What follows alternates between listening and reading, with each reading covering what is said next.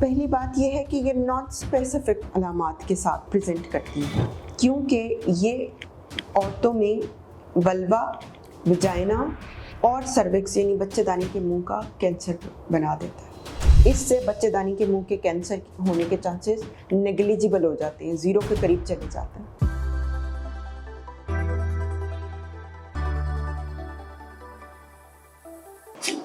आपने मेरी इस वीडियो को शेयर ज़रूर करना है, जितने मैक्सिमम लोगों को आप शेयर कर सकते हैं, क्योंकि ये पब्लिक हेल्थ अवेयरनेस का मैसेज है। इससे बहुत सारे लोगों का भला हो जाएगा। अस्सलाम वालेकुम, मेरा नाम डॉक्टर तंजीला रहमान है और मैं कंसल्टेंट गायनेकोलॉजिस्ट हूँ। मैं Umar hospital and cardiac centre Johar town में प्रैक्टिस करती हूँ। मैं गायनी के शोबा से पिछले 20 साल से मुंसलिक हूँ। आज एक ऐसे टॉपिक के बारे में बात करें जो बढ़ता हुआ हमारे माशरे के ऊपर छाता जा रहा है, लेकिन इसकी हसासियत की वजह से लोग इसके बारे में बात करना नहीं चाहते हैं, ये शायद सुनना नहीं चाहते हैं। जी हाँ, मैं आज बात करना चाह रही हूँ सेक्सुअली ट्रांसमिटेड इन्फेक्शंस के बारे में। ये इन्फेक्शन पाकिस्तान में राइजिंग ट्रेंड के ऊपर है। इसमें जो एज ग्रुप इन्वॉल्व हो रहा है वो यंगस्टर्स हैं और रिप्रोडक्टिव एज ग्रुप की ख़वातीन हैं। बेसिकली ख़वातीन मेरा टारगेट पॉपुलेशन है, लेकिन सबके बारे में बात इसलिए कर रही हूँ क्योंकि डायरेक्ट इनडायरेक्ट पेशेंट हमारे फीमेल पेशेंट अफेक्ट हो जाते हैं। इनमें वो लोग ज़्यादा इन्वॉल्व हैं जो कि अल्कोहल या फिर सब्सटेंस अब्यूज़ के साथ हैं, जो लोग ड्रग एडिक्शन करते हैं, या फिर जो सबसे पिसा हुआ तबका है हमारा वो पुअर पॉपुलेशन है, हमारा पेरिफेरल एरिया है, जहाँ पर जो इन्फेक्टेड नीडल्स हैं उसके साथ पेशेंट्स को इंजेक्शंस लगाए जाते हैं और वो इन डिजीज़ का शिकार हो रहे हैं। ये कौन सी हो सकती हैं? ये सेक्सुअली ट्रांसमिटेड डिजीज़ जो हैं वो बैक्टीरियल हो सकती हैं, वायरल हो सकती हैं, या फिर पैरासिटिक हो सकती हैं, जैसे कि बैक्टीरियल वेजिनोसिस यानी वजाइनल इन्फेक्शंस हैं, सिफिलिस है, गोनोरिया है, हेपेटाइटिस बी, सी और HIV है, ह्यूमन पेपिलोमा वायरस है। ये जो बीमारियां हैं ये किस तरह ज़ाहिर होती हैं, इनकी अलामात क्या हैं? पहली बात ये है कि ये नॉन स्पेसिफिक अलामात के साथ प्रेजेंट करती हैं। शायद पता भी ना चलता हो कि ये सेक्सुअली ट्रांसमिटेड डिजीज़ है। जो ख़वातीन के अंदर हैं वो मैं बताती हूँ कि वो अपने किस चीज़ को नोट करें, तो फिर आप अपने डॉक्टर के पास ज़रूर जाएं। बड़ी खुशाइंद बात इसके बारे में ये है कि ये ट्रीटेबल है। आप जब डॉक्टर के पास आएंगे तो ये most of these infections are pretty treatable. Few infections हैं जिनका कंट्रोल किया जा सकता है, जिनको रिपोर्ट किया जा सकता है, जिनकी दवाइयाँ अवेलेबल हैं, वो फर्दर आपको अफेक्ट नहीं करते, एक फुल ब्लोन डिजीज़ नहीं बनेंगे। अब ये अलामात ये हैं, अनयूजुअल वजाइनल डिस्चार्ज है, लाइक आपको परसिस्टेंट रह रहा है, आप ट्रीटमेंट ले रहे हैं लेकिन आपका वजाइनल डिस्चार्ज नहीं जा रहा, वो बदबूदार है, कोपियस इन अमाउंट है, तो आपको अपने डॉक्टर के पास ज़रूर रिपोर्ट करना चाहिए। आपके पेरिनियल एरिया के ऊपर कोई स्किन ग्रोथ बन गई है, अल्सर है, ठीक है, आपके प्राइवेट पार्ट्स के ऊपर अल्सर बन गया है, स्किन ग्रोथ है, कोई लंप है, या फिर वॉट्स बन गए या फिर रैश है, तो भी आप अपने डॉक्टर को रिपोर्ट करेंगे।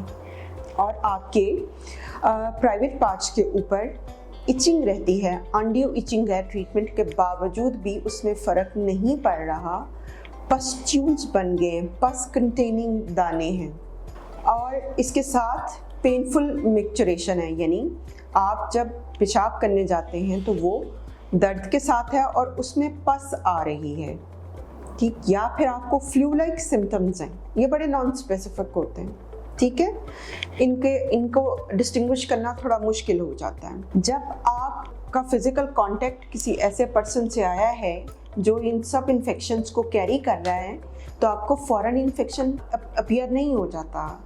ये 2 से 3 हफ्ते लेते हैं कि जो इन्फेक्शन अपीयर होना शुरू होते हैं। मैं अब अपनी ख़वातीन को बताना चाहूँगी कि ये आपको अफेक्ट कैसे करता है। आप हमारे माशरे में बड़ा ये फैलता जा रहा है कि इनफर्टिलिटी बढ़ी है, बच्चा होने में बड़ा प्रॉब्लम है। उसमें क्या है कि ट्यूबें बंद हैं, अब ट्यूबें किस तरह बंद हैं? ये जो सेक्चुअली ट्रांसमिटेड इन्फेक्शंस होते हैं, ये वजाइना, वल्वा, यूट्रस और ट्यूबों को सबको इन्फेक्ट करते हैं। और ट्यूबें क्योंकि एक नाजुक पार्ट होती हैं ख़वातीन का, वो जब इन्फेक्शन उनमें होता है तो उनमें ब्लॉकेड हो जाता है। तो इस ब्लॉकेड की वजह से वो बच्चा कंसीव नहीं हो पाता, ठीक है, प्रेगनेंसी नहीं हो पाती। अगर प्रेगनेंसी हो जाए और आप ये इन्फेक्शन कैरी कर रही हैं तो मिसकैरेज के चांसेस हैं। मिसकैरेज के साथ साथ बच्चे के अंदर पैदाइशी नकाइस हो सकते हैं, जिनमें के बच्चे का नाबीना होना और मेंटली रिटार्टेड होना है।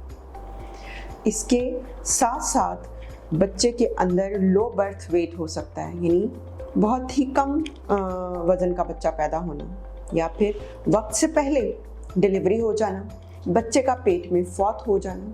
ये सब प्रेगनेंसी में इनकी कॉम्प्लिकेशंस होती हैं। जब बच्चा पैदा हो जाता है तो पैदा होने के फ़ौरन बाद उस बच्चे को आंखों का इन्फेक्शन हो सकता है, जिससे वो ब्लाइंडनेस की तरफ जा सकता है। इसे हम नियोनेटल कंजंक्टिवाइटिस बोलते हैं, ठीक। और बच्चे को भी इन्फेक्शन लग जाता है, वो जो आपके अंदर इन्फेक्शन है वो बच्चा भी कैरी कर लेता है और उसको भी सेप्सिस हो जाता है। फिर ये आपके बाकी अज़ा को भी इन्वॉल्व कर लेता है, जो वायरसेस होते हैं। जैसे ये तो मैंने बिल्कुल वो बताए जो कि आपके जेनिटल एरियाज़ को इन्वॉल्व कर रहे हैं। फिर जैसे आप देखिए हेपेटाइटिस बी है, ये आपके लिवर को इन्वॉल्व कर लेगा। सिफिलिस है, ये हार्ट को, ब्रेन के टिश्यू को, इनको सबको इन्वॉल्व कर लेता है। और जो HIV वो आपके सारे सिस्टम को इन्वॉल्व कर लेता है, आपकी इम्यूनिटी बिल्कुल ख़त्म हो जाती है। जो ह्यूमन पेपिलोमा वायरस इन्फेक्शन है उसके बारे में ख़वातीन को अलर्ट होने की बहुत ज़रूरत है, क्योंकि ये औरतों में वल्वा, वजाइना और सर्विक्स यानी बच्चेदानी के मुंह का कैंसर बना देता है, और ये सीरियस इम्प्लिकेशन है इसकी। अब मैं आपको बताती हूँ कि इनका ट्रीटमेंट कैसे हो सकता है। अगर आप अपने डॉक्टर के पास जाएंगे तो इसका ट्रीटमेंट बड़ा सिंपल है। जो तो बैक्टीरियल इन्फेक्शंस हैं बड़े आराम से एंटीबायोटिक्स देने से वो ट्रीट हो जाते हैं, ठीक है। जो वायरल डिजीज़ हैं उनको हम एंटीवायरल मेडिसिन देते हैं, उससे ट्रीट हो जाते हैं, ठीक है। कुछ वैक्सीनेशंस अवेलेबल हैं, जैसे कि हेपेटाइटिस बी की वैक्सीनेशन अवेलेबल है। अनफॉर्चुनेटली हमारा जो अडल्ट पॉपुलेशन इस वक्त चल रही है उनको तो बचपन में नहीं लगी हुई, लेकिन अल्हम्दुलिल्लाह जो बच्चे अब हमारे हुए उनके जो हैं वो वैक्सीनेशन ये हो रही है गवर्नमेंट लेवल पर। उसके अलावा HPV की वैक्सीनेशन हो सकती है। ये पाकिस्तान में गवर्नमेंट लेवल पे तो अभी नहीं इनिशिएटिव लिया गया, लेकिन प्राइवेट सेक्टर में ये वैक्सीनेशन अवेलेबल है। आप अपनी बच्चियों को उनकी अज़दवाजी ज़िंदगी या सेक्सुअल लाइफ स्टार्ट करने से पहले लगवा सकते हैं। इंटरनेशनली सबको लगती है, 8th ग्रेड में लगती है। 12 से 13 साल की बच्चियों को वो सबको HPV की वैक्सीनेशन लगा देते हैं। इससे बच्चेदानी के मुंह के कैंसर होने के चांसेस नेग्लिजिबल हो जाते हैं, 0 के करीब चले जाते हैं, ठीक है। और इसके अलावा प्रिवेंशन हो सकती है। प्रिवेंशन से मेरी मुराद ये है कि जब आप ये इस इन्फेक्शन से सफ़र कर रहे हैं तो काइंडली आप अपने पार्टनर को ज़रूर इन्वॉल्व करें, उनका भी ऐसे ही ट्रीटमेंट होना चाहिए, क्योंकि इससे फिर आप दोबारा फिज़िकल कांटेक्ट से आप री इन्फेक्ट होंगे एक दूसरे के साथ और आपका इन्फेक्शन परसिस्टेंट रहेगा, ठीक है। सेफ सेक्स प्रैक्टिसेस अपनाइए और बैरियर मेथड यूज़ करें, जैसे फीमेल और मेल कॉन्डम्स। इससे इन बीमारियों से बचा जा सकता है। होपफुली इस सेशन के बाद आपको मज़ीद इंफॉर्मेटिव वीडियोस के लिए आप मेरा YouTube चैनल लाइक करें, सब्सक्राइब करें, कमेंट करें, शेयर करना मत भूलिए। Thank you.